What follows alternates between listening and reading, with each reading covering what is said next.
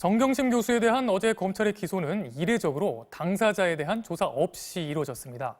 논란이 일고 있는데 검찰 내부에서도 비판의 목소리가 나왔습니다. 박민주 기자가 보도합니다. 피의자를 직접 조사하지 않고 바로 재판에 넘기는 건 이례적이지만 법적으로는 문제가 없습니다. 검찰은 공소시효가 지나면 사문서 위조 혐의로 처벌할 수 없어지기 때문에 공정한 수사를 위해 불가피한 선택이었다는 입장입니다. 법조계에서는 검찰이 동양대 표창장이 조작됐다는 확실한 증거를 확보했다고 판단했기 때문에 당사자 조사를 건너뛰고 기소를 결정한 것으로 보고 있습니다. 하지만 비판적인 시각도 만만치 않습니다.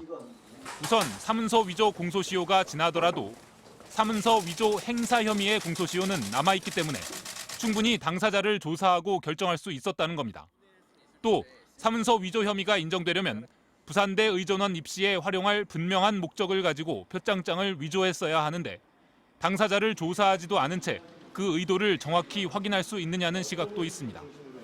당장 검찰 내부에서도 정치 개입에 해당된다는 비판 의견이 나왔습니다.